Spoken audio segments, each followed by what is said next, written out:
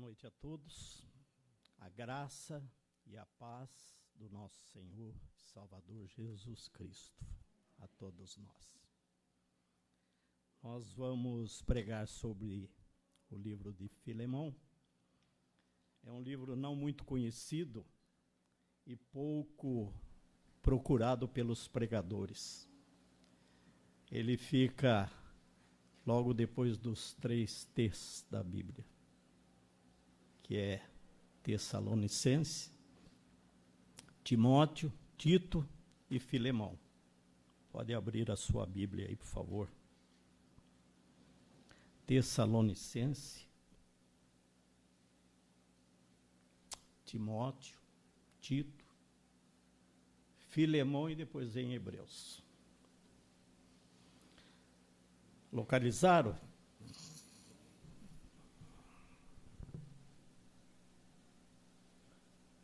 Eu vou pedir que durante a pregação vocês mantenham as suas Bíblias nas mãos, porque nós vamos pregando sobre cada versículo desse livro. Então é bom que os irmãos estejam com as Bíblias com a Bíblia nas mãos. Então vamos lá. É uma carta de Paulo, do apóstolo Paulo, ao irmão Filemão, que diz o seguinte: Paulo, prisioneiro de Cristo Jesus, e o irmão Timóteo, ao amado Filemão, também nosso colaborador, e a irmã Áfia e Arquipo, nosso companheiro de lutas, e a igreja que está em sua casa. Graça e paz a vós outros, da parte de Deus, nosso Pai, e do Senhor Jesus Cristo. Dou graças ao meu Deus, lembrando-me sempre de ti nas minhas orações, estando ciente do teu amor e da tua fé que tens para com o Senhor Jesus e todos os santos, para que a comunhão da tua fé se torne eficiente no pleno conhecimento de todo o bem que há em nós para com Cristo. Pois, irmão, tive grande alegria e conforto no teu amor, porquanto o coração dos santos tem sido reanimado por teu intermédio. Pois bem, ainda que eu sinta plena liberdade em Cristo para te ordenar o que convém, prefiro, todavia, solicitar em nome do amor, sendo que sou Paulo, o velho, e agora prisioneiro em Cristo Jesus. Sim, solicito-te em favor de meu filho Onésimo, que gerei entre algemas. Ele antes te foi inútil, atualmente, porém, é útil a ti e a mim. Eu te envio de volta em pessoa, quero dizer, o meu próprio coração. Eu queria conservá-lo comigo, mesmo para, em teu lugar, me servir nas algemas que carrego por causa do Evangelho. Nada, porém, quis fazer sem o teu consentimento, para que a tua bondade não venha a ser como que, por obrigação, mas de livre vontade. Pois acredito que ele veio a ser afastado de ti temporariamente, a fim de que o recebas para sempre, não como escravo, antes, muito acima de escravo, como irmão caríssimo, especialmente de mim e, com maior razão, de ti, quer na carne, quer no Senhor. Se, portanto, me consideras companheiro, recebe-o como se fosse a mim mesmo. E se algum dano te fez, ou se te deve alguma coisa, lança tudo em minha conta. Eu, Paulo, de próprio punho escrevo, eu pagarei, para não te alegar que também tu me deves até a ti mesmo. Sim, irmão, que eu receba de ti no Senhor este benefício, reanima-me o coração em Cristo. Certo como estou da tua obediência, eu te escrevo sabendo que farás mais do que estou pedindo, e ao mesmo tempo prepara-me também pousada, pois espero que, por vossas orações, vos serei restituído. Saudam-te, Epáfras, prisioneiro comigo em Cristo Jesus, Marcos, Aristarco, Demas, Lucas, meus colaboradores, cooperadores. A graça do Senhor Jesus Cristo seja com o vosso espírito.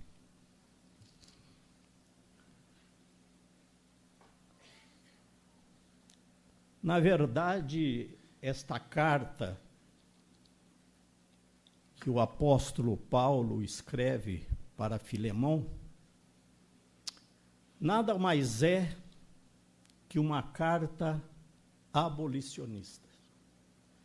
E eu digo abolicionista pelo seguinte, porque ela trata de um senhor e de um escravo, e Paulo como intermediador. O objetivo dessa carta é unir um escravo fugitivo, um escravo que traiu seu senhor e que durante a sua fuga, indo ele parar em Roma, onde o apóstolo Paulo se encontrava prisioneiro, em prisões, não em prisões em Cristo, mas prisioneiro, literalmente. Paulo se encontra com Onésimo, que era o escravo que havia fugido. Ambos conversam. Onésimo demonstra para Paulo que quer voltar, que está arrependido, quer voltar para a casa do Senhor, porém, ele sabia que, na qualidade de escravo, ele poderia ser espancado no tronco, ser maltratado, ser mutilado e até morto por crucificação. Porque um escravo, quando desobedecia o seu senhor tinha toda a autoridade sobre ele, até de tirar-lhe a vida. Então Onésimo sabia desses perigos que ele corria. E ele recorre ao apóstolo Paulo. Paulo, que por sua vez, como o texto nos orienta, Filemão era filho na fé de Paulo. E Onésimo, escravo, acabava de ser também filho na fé de Paulo. E Paulo estava como que numa encruzilhada, porque Filemão se sentia traído. E o texto deixa-nos entender que, além da traição, Onésimo tinha roubado seu patrão. Porque não era possível que, naquela época, um escravo que estava na cidade de Colossos, porque Filemão estava na cidade de Colossos, fosse parar em Roma sem condição financeira. É possível que ele tenha dado prejuízo, dano ao seu patrão. Então, além da traição, ele tinha roubado seu patrão. E ele sabia dos perigos que ele corria. Onésimo, para quem não sabe, a própria Bíblia diz, significa inútil. Porque um escravo, na verdade, era algo inútil. Ele não tinha direito a nome, ele não tinha direito à genealogia, Ele não tinha direito de acumular bens, riquezas. Ele não ganhava, ele não tinha salário. Ele trabalhava de sol a sol e muitas vezes no tronco e na chibata. Ele não valia nada. Ele era algo desprezível. Ele era algo inútil. Ele não tinha nenhuma validade, como todo escravo daquela época.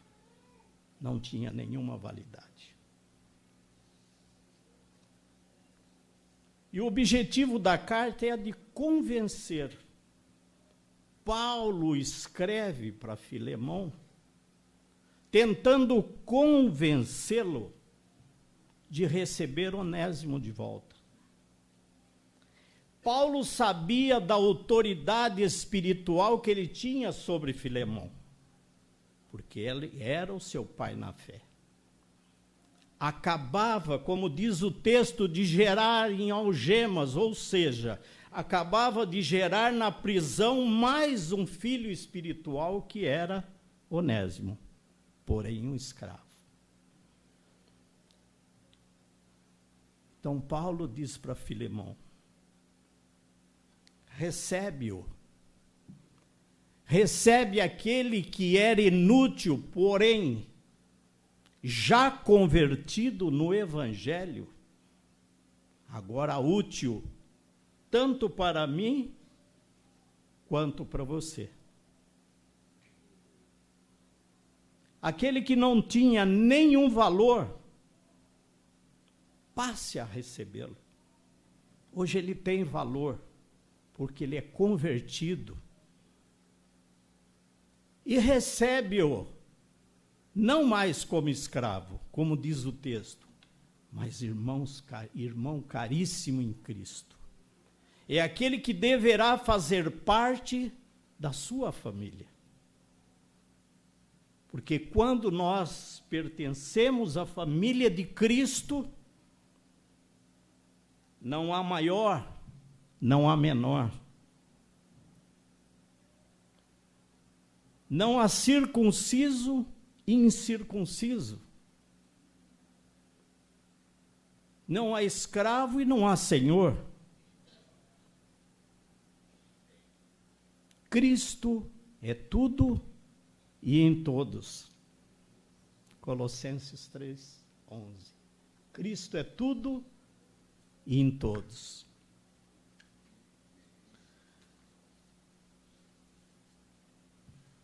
E esta carta de Paulo é também conhecido como Evangelho de Filemão. Porque nesta carta, e nós vamos esmiuçar isso aí durante a pregação, nós vamos ver que ilustra a obra de salvação de Cristo. A obra de redenção de Cristo está nessa carta. Por quê?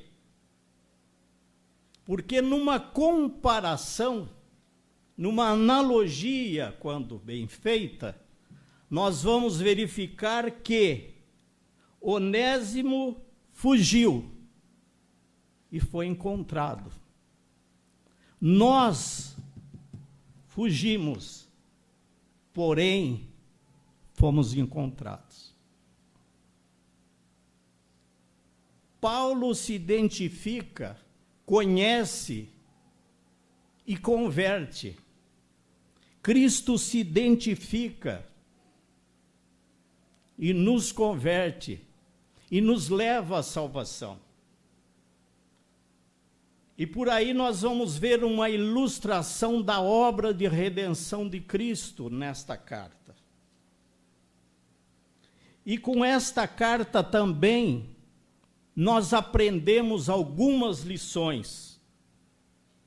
Além da ilustração da obra de redenção de Cristo, nós temos nessa carta algumas lições, as quais nós devemos atentar muito bem.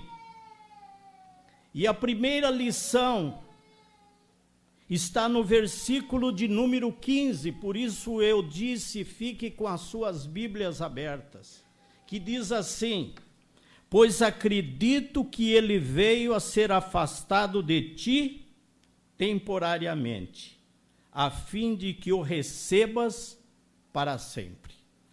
E aqui nós vemos na primeira lição a providência de Deus. Porque tudo o que acontece na nossa vida não é coincidência, é providência de Deus. E o que aconteceu na vida de Onésimo, que ele roubou, ele fugiu, ele se encontrou com Paulo durante as prisões de Paulo em Roma, não foi coincidência, foi providência de Deus.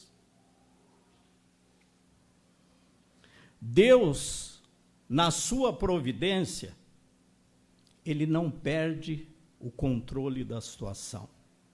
Ele não se deixa tomar as rédeas da sua mão. Onde quer que estejamos,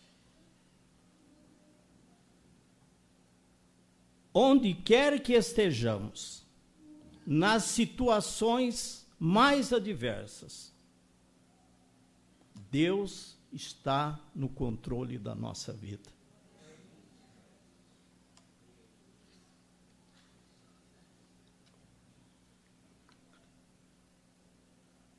Nós podemos calcular a situação de Filemão.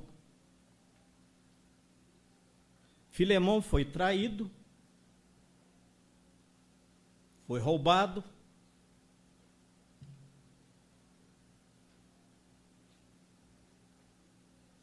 como eu, como você, reagiríamos diante de uma situação como essa? Alguém que nós confiamos, alguém que nós damos trabalho, esse alguém foge, nos trai e nos rouba. Como seria a situação de Filemão? Como seria a minha e a sua situação diante de uma circunstância como essa?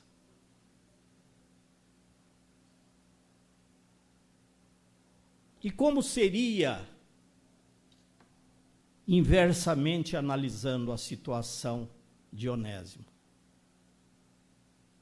Estaria ele numa situação de justiça?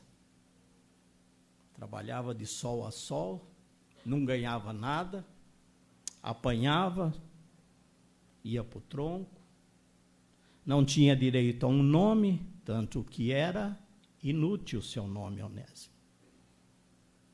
Não tinha bens, não tinha riquezas, não acumulava nada, não tinha sequer genealogia, ou seja, fulano de tal, filho do escravo tal. Isso não existe. Nem genealogia tinha. Como, diante desta situação, no caso de Onésimo,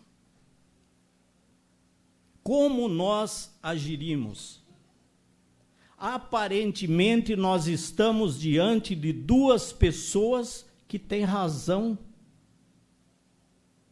pelo que elas fizeram. E Paulo está como que numa encruzilhada.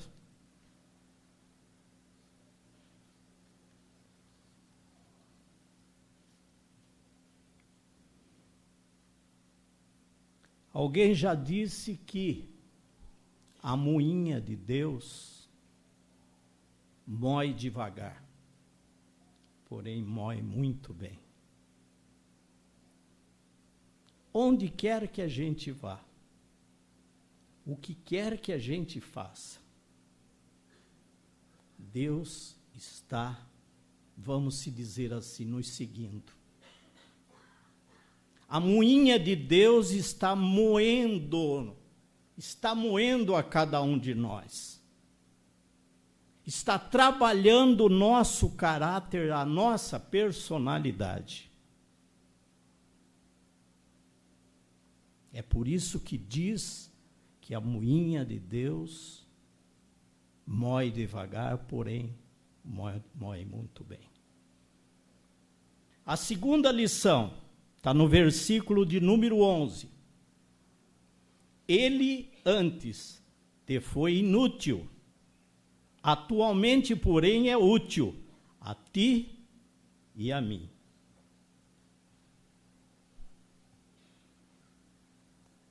Aqui nós aprendemos do poder de Deus na nossa vida. O que antes era um deserto, Deus transforma em mananciais de água. Já foi pregado aqui neste púlpito pelo pastor Joese sobre as torrentes do Negueb, ou correntes do Negueb. O Negueb é uma região desértica, árida, sombria, seca, sem vida, quer vegetal, quer animal.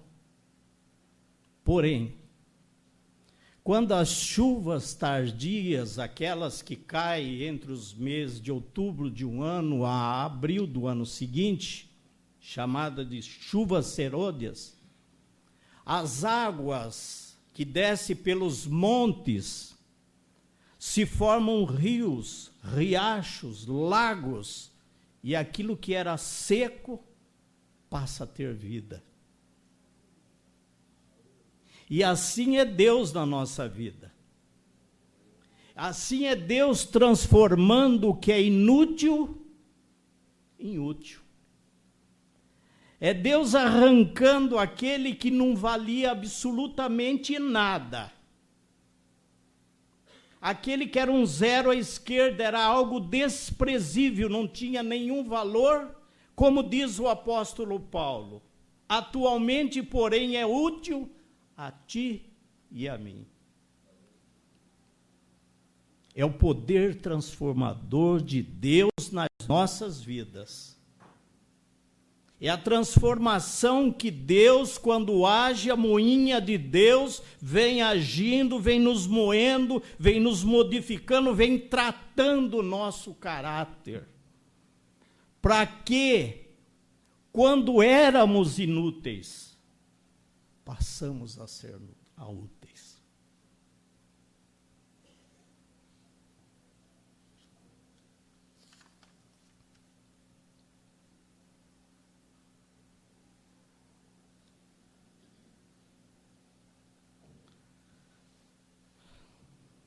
Um escravo poderia ser torturado, preso, espancado, mutilado nos seus membros, ter os seus membros arrancados, e até morto por crucificação.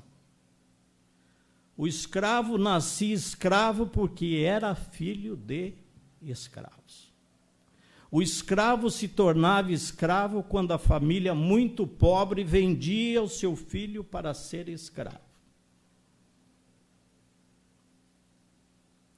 O escravo era escravo quando era muito pobre.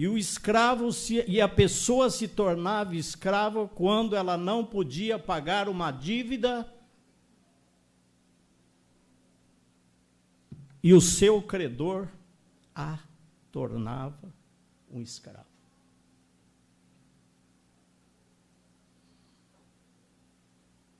Pois para Deus não há vida irrecuperável. Pois para Deus nós estamos na Copa do Mundo, apesar de termos perdido a Copa do Mundo, não é isso? Não existe bola perdida. Para um jogador de futebol não existe bola perdida, ele tem que ir em todas as bolas, ele tem que acreditar em todas as bolas. Assim é Deus. Para Deus não tem vida irrecuperável.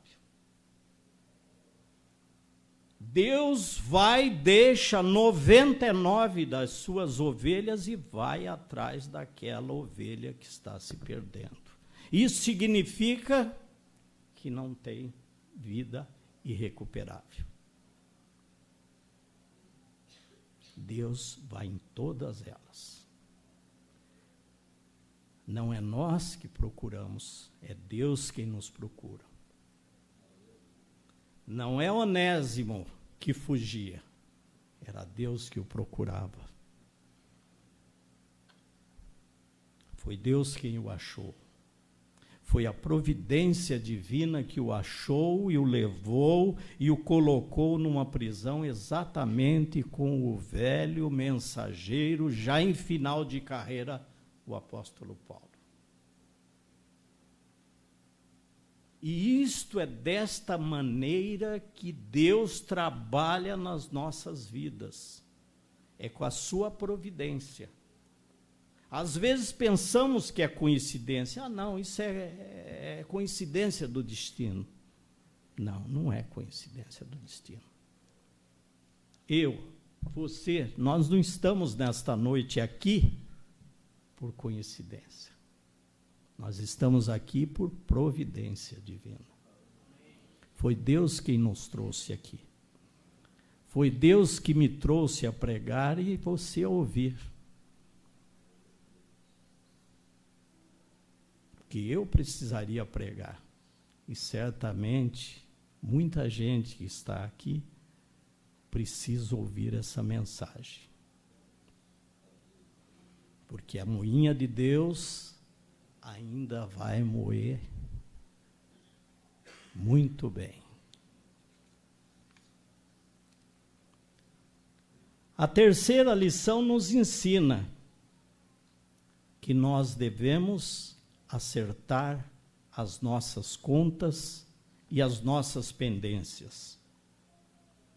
E no versículo 12 diz o seguinte: mando-o de volta a ti, a ele que é o meu coração.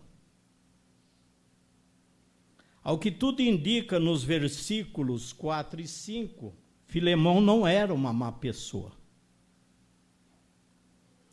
Era muito difícil para ele atender o pedido,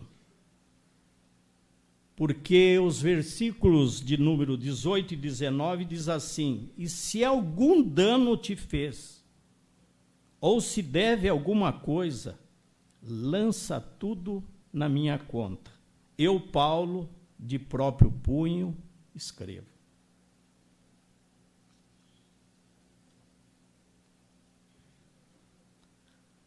O certo é que muitas vezes nós temos, e eu digo nós porque eu também me incluo no time, vamos se dizer, achamos que porque já aceitamos a Cristo, está tudo resolvido.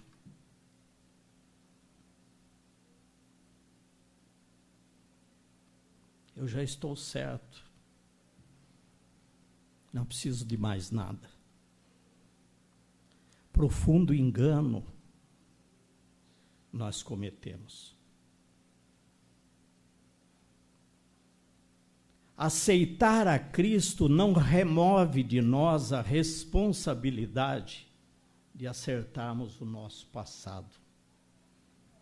As pendências que nós temos, ainda que tais pendências já geraram efeitos, produziram efeitos de forma irreversível. Porém, há a necessidade de voltarmos atrás. Há a necessidade de eu procurar aquela pessoa que eu não converso há muito tempo e pedir desculpas a ela. Independentemente como Filemão e como Onésimo, porque ambos tinham razão. Porém, Paulo diz assim, em nome do amor, eu não quero obrigar ninguém, mas em nome do amor, eu peço que vocês se reconciliem. Você, Filemão, já aceitou a Cristo. Você, Onésimo, já aceitou a Cristo. Mas vocês têm uma pendência entre vocês. E essa pendência certamente está gerando entre vocês um atraso espiritual na vida de vocês. Essa pendência que nós temos com alguém, com alguma pessoa, ou com meu filho, ou com meu irmão, ou com meu cunhado, ou com a minha irmã, ou com meu pai, ou com a minha mãe, está gerando atraso espiritual na minha vida. É hora de reconciliação.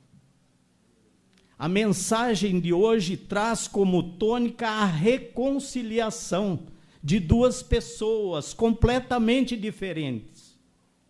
Uma, um senhor dono de escravos, provavelmente homem rico e poderoso. De outro lado,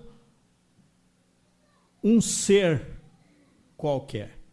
Porém, em Cristo se tornar iguais. Porém, em Cristo, um não era mais do que o outro. Porque Colossenses diz: Cristo é tudo e em todos. Colossenses 3:11.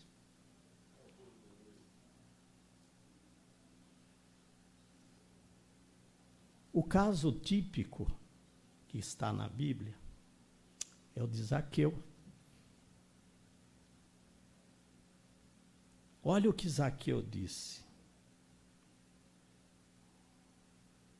Senhor, resolvo dar aos pobres a metade dos meus bens.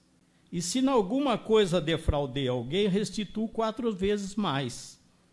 Então Jesus lhe disse: hoje chegou salvação nesta casa, pois que também este é filho de Abraão, porque o Filho do Homem veio buscar e salvar o perdido. Sabe quando ele foi exaltado? Sabe quando Zaqueu foi exaltado por Jesus? Depois que ele se reconciliou, depois que ele voltou atrás, depois que ele mostrou para Jesus que ele havia sido realmente convertido de coração.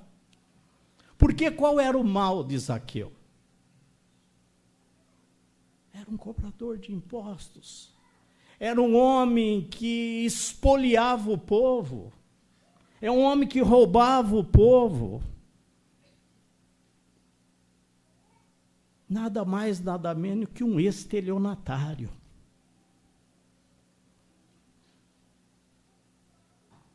Mas Zaqueu diz assim: Senhor, devolvo a metade para os pobres. E aqueles que defraudei, aqueles que enganei, devolvo 4 vezes mais. Aí então Jesus lhe disse: este é filho de Abraão. A salvação chegou nesta casa. Qual é o nosso problema? Qual é a nossa identificação? Qual é o ponto que nós nos identificamos com Zaqueu? Será que eu e você não temos ponto que nos identificamos com Zaqueu?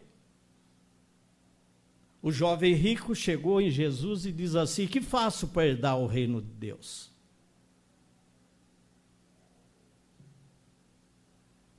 Eu conheço a Bíblia, eu vou na igreja, eu oro para os meus irmãos, eu faço caridade, eu faço isso, faço aquele outro.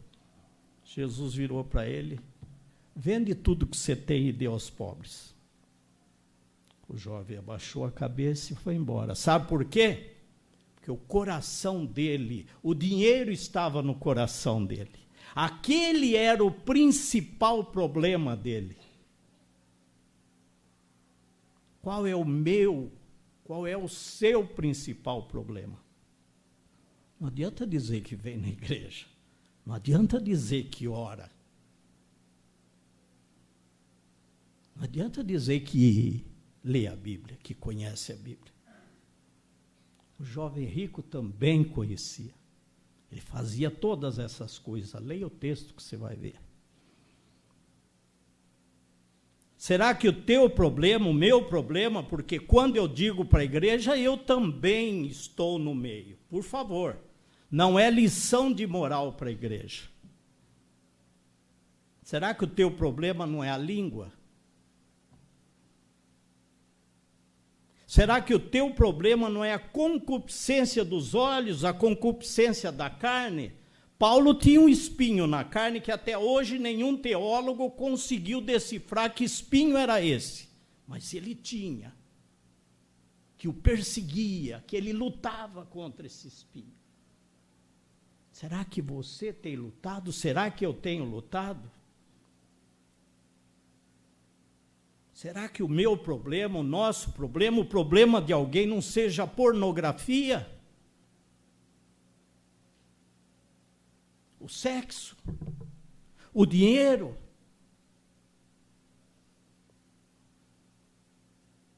Defraudar as pessoas? Não pagar as suas dívidas? Qual é o meu problema? Qual é o seu problema? Onde nós nos identificamos com Zaqueu? Onde nós nos identificamos com o jovem rico?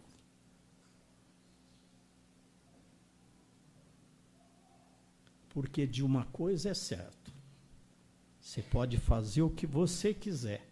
Porém, se você não se libertar daquilo que oprime verdadeiramente o seu coração, não adianta absolutamente nada. Não adianta.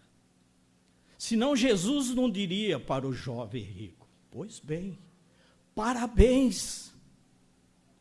Com tudo isso você vai herdar o reino dos céus. Mas ele conhecia o coração. Ele conhece o meu, conhece o seu coração. Não queira enganar. Eu não engano a mim e muito menos a Deus. O que é que tem dentro do seu coração? O que é que está aí dentro? O que te oprime? O que te separa de Deus? A coisa que você mais gosta e que Deus menos gosta na sua vida, qual é? Porque se eu não conseguir me libertar, se eu não conseguir me desvencilhar disso, de nada adianta.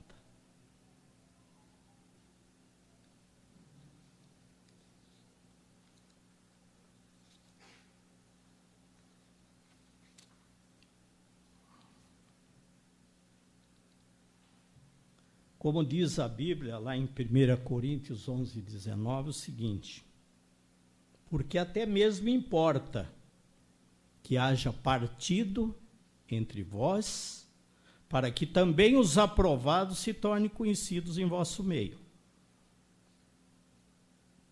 Nós estamos falando do passado. Nós estamos tentando fazer uma retrospectiva na nossa vida. Nós estamos tentando buscar lá atrás aquilo que está impedindo o nosso crescimento espiritual. É possível que haja contenda. É possível que haja partido. É possível. Tudo é possível. É possível que haja partido na igreja, que haja partido na sua família. Tudo isso é possível. Mas esta é uma noite propícia que nós estamos aqui para quebrar estas barreiras, para desvencilhar de vez por todas daquilo que nos oprime, daquilo que desagrada a Deus, daquilo que está impedindo que eu caminhe melhormente com Cristo.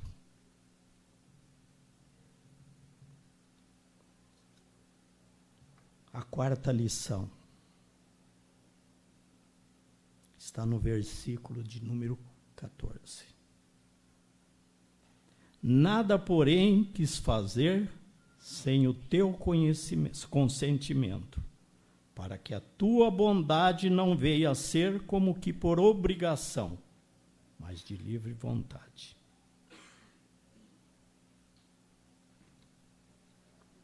Aqui Deus está tratando com o senso de justiça de Filemão e com o senso de justiça de Onésimo.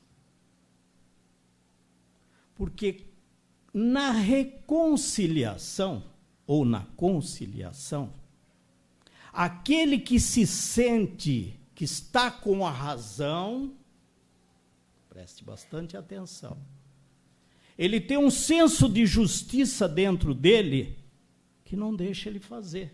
Sabe por quê? Porque ele tem razão. Eu tenho razão. Eu, Filemão, fui traído, fui roubado,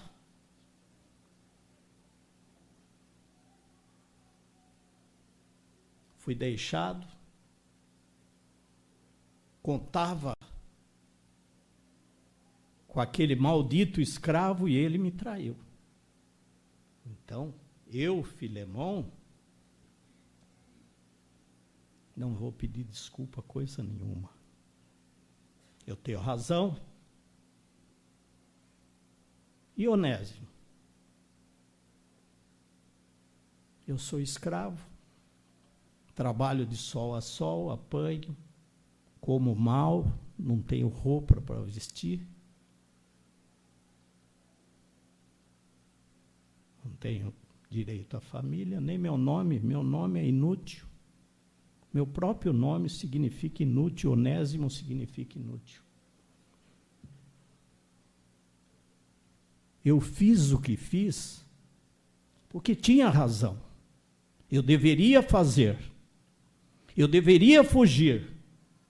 E como ele sempre me roubou, eu tirei um pouco dele para poder fugir. Eu tenho razão. É o senso de justiça sendo tratado por Deus. E o apóstolo Paulo no meio, nessa encruzilhada.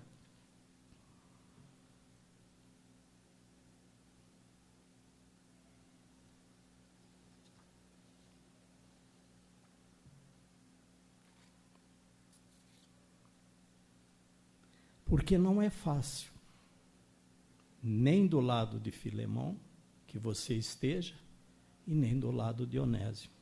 Seja do lado que for, é muito difícil. E o apóstolo Paulo no meio. E nós vamos ver como é que essa história termina.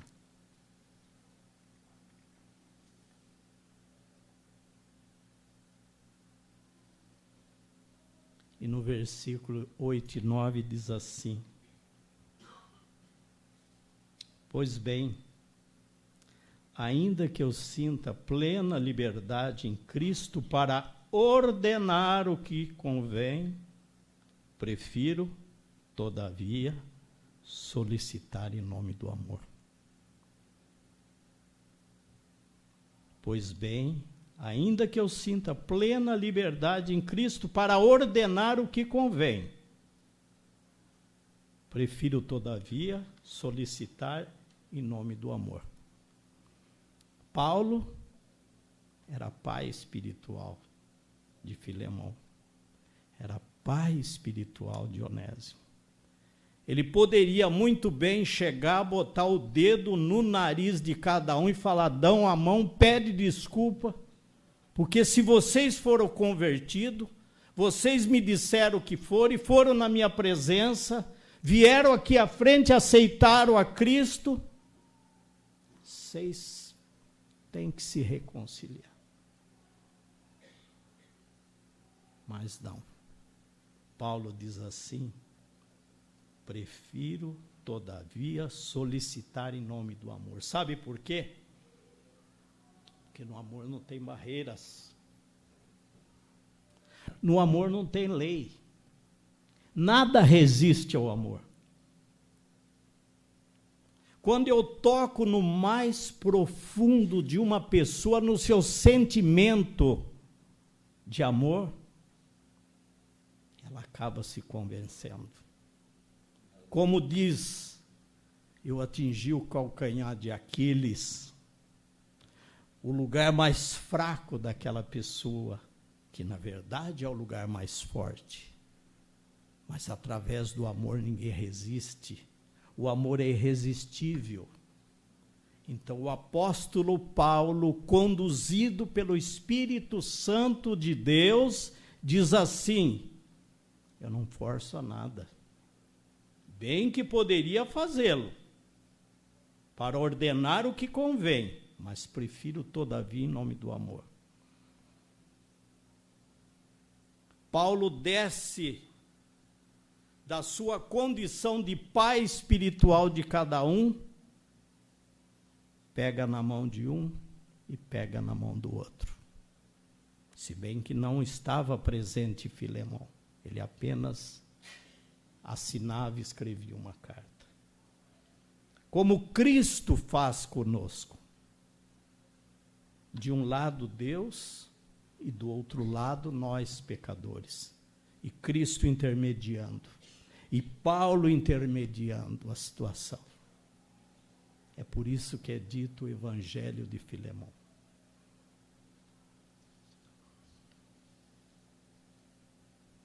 E a quinta lição. E logo nós já estamos encerrando. A excelência do Evangelho está nos versículos 15, letra B, um pouquinho no final, e 16, que diz assim: que o recebas para sempre não como escravo, antes muito acima de escravo, como irmão caríssimo, especialmente de mim, com maior razão de ti, quer na carne, quer no Senhor. A excelência do Evangelho, o que é? A tônica do Evangelho é a igualdade entre as pessoas. É a maior demonstração de democracia que existe, é o Evangelho de Cristo. Ainda que teoricamente todos são iguais, todos têm o mesmo direito, pelo menos o Evangelho prega isso. Porque no Evangelho não tem o maior, não tem o menor, não tem o circunciso e o incircunciso. O patrão e o empregado.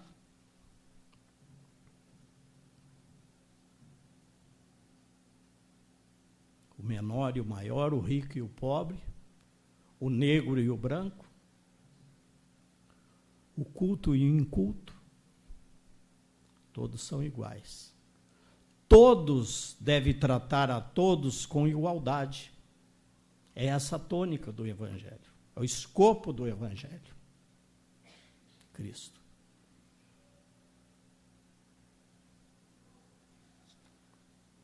Não pode haver barreiras. O Evangelho quebra todas as barreiras. O amor quebra todas as barreiras. E as maiores barreiras que existem entre os seres humanos não foi o muro de Berlim. Não são paredões de pedra, de ferro, de madeira. As maiores barreiras estão no preconceito. Está no preconceito que nós temos no tratamento com as pessoas. É eu me sentir superior a você ou vice-versa. Quando, na verdade, todos nós, prego o Evangelho, devemos ser todos iguais. Devemos ter tratamentos iguais. Devemos ter vidas iguais. Porque Cristo é tudo e em todos. É Cristo que nos dá essa igualdade. Onde o inútil, que aceitou a Cristo, tornou-se útil. Agora, como diz Paulo, ele não é mais inútil. Ele aceitou a Cristo, ele é nosso irmão, ele é o caríssimo irmão e deve ser tratado como irmão. Receba-o como irmão. Não receba mais ele como escravo.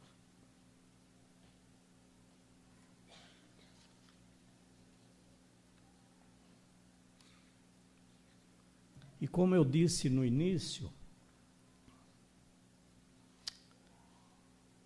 esta é uma carta abolicionista.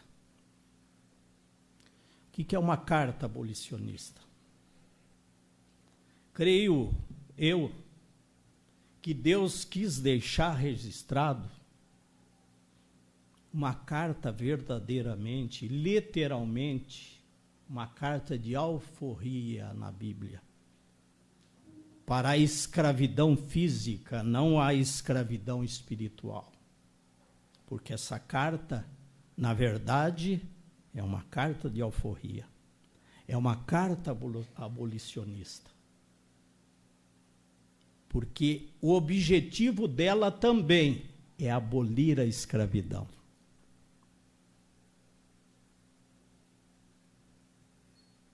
É não deixar que aquele que era escravo continue a ser escravo.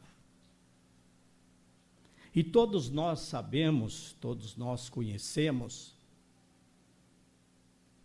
a escravidão no Brasil. O que acontecia na escravidão?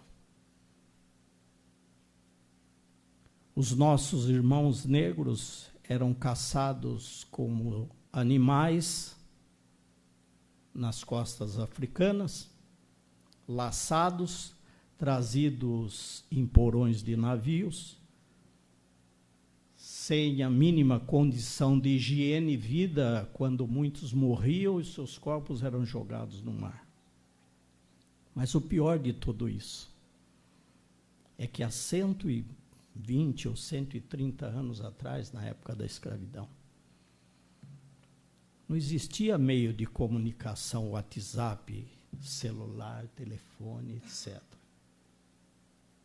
Um filho, quando laçado e trazido, colocado no porão do navio, ele não sabia para onde ia. Não sabia o que era Brasil. Ele sabia apenas que nunca mais ele ia ver a sua família. Isso era o pior. Imaginemos nós. Vamos começar a dar asas à nossa imaginação. Se laçasse os nossos filhos, os meus netos, minha netinha está ali, não está na escola dominical, laçasse meus filhos, levasse-os para um lugar que eu nunca mais tivesse comunicação e nem sabia onde eles estivessem, porque não tinha meio de comunicação. Dizer, olha, eu estou aqui no Brasil, entendeu? Mas a hora que der, eu pego o navio de volta e volto. Ele não sabia onde ele estava. Então imagina, o que era a escravidão. É você nunca mais ver a sua família, nunca mais ver seu filho, sua esposa, seu pai. Quanto isso poderia doer dentro de um ser humano. Isso foi tão revoltante que começaram a criar abolicionistas no Brasil. Homens importantes começaram a lutar contra a escravidão. E uma dessas pessoas foi o poeta Castro Alves, poeta baiano, conhecido como poeta dos escravos ou poeta do amor. Lá da terra da Carla, da Bahia. Castro Alves era baiano. E ele escreveu um livro muito conhecido chamado Navio Guerreiro. Navio Negreiro. Navio Negreiro. E eu peguei um texto desse livro que diz o seguinte: Senhor Deus dos desgraçados, dizei-me vós, Senhor Deus, se é loucura, se é verdade, tanto horror perante os céus. Ó mar, porque não apagas com esponja de tuas vagas, de teu manto este borrão. Isso foi uma página negra na história do nosso país, na história do nosso Brasil. Castro Alves está dizendo assim, que as ondas dos mares em que percorriam esses navios, as suas ondas deveriam apagar esse borrão, essa mancha, essa nódoa que ficou no passado do nosso país. E nós já estamos encerrando. A história de Filemão e Onésimo extrapola, sai do primeiro século e chega até nossos dias. Ela reporta muito bem a obra da redenção. Ela rompe barreiras entre pessoas de classes sociais completamente diferentes. Ela ensina sobre a graça de Deus para conosco e que devemos ter para com os outros. Evangelho é perdão pleno, é exercício da graça de Deus em nossa vida. Nos instiga, nos leva a exercitar a reconciliação. A história de Onésimo é uma metáfora, uma substituição de coisas semelhantes. Porque Martinho Lutero diz que todos nós somos Onésimos. Todos nós somos Onésimos. Todos nós somos escravos do pecado. Todos nós vivemos fugindo de Deus. Todos nós queremos reconciliação. Então todos nós somos Onésimos. Jesus morreu por mim e por você. Paulo comprometeu-se a pagar a dívida que provavelmente Onésimo tinha deixado com Filemão. Cristo pagou a nossa dívida, cravou na cruz, derramou seu sangue. Ele não perguntou quanto custava essa ou aquela vida. Porque para Jesus, uma vida não tem preço. Como disse Paulo, se ele te deu algum dano, eu, Paulo, assino embaixo. Eu garanto a dívida. Jesus garante o pagamento, garantiu o pagamento. Garantiu que fôssemos resgatados da condição de onésimo inútil para uma condição de redimido útil.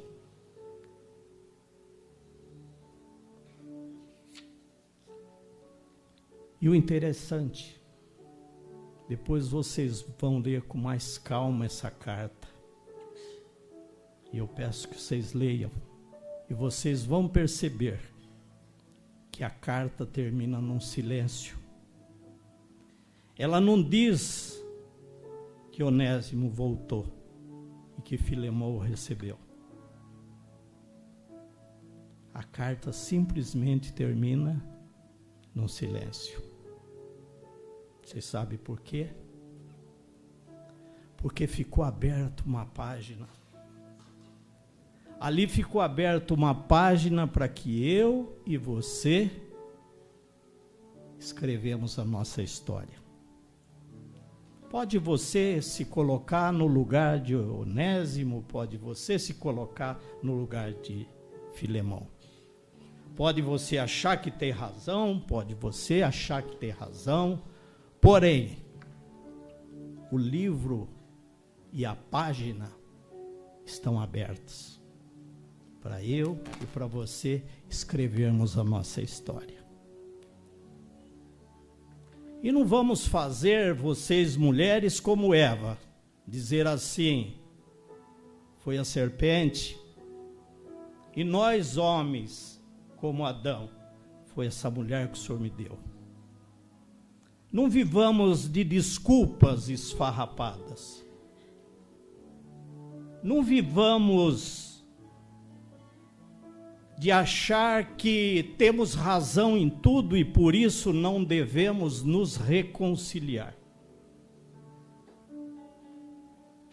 Que não devemos chamar aquela pessoa a qual ou nos ofendeu ou nós a ofendemos.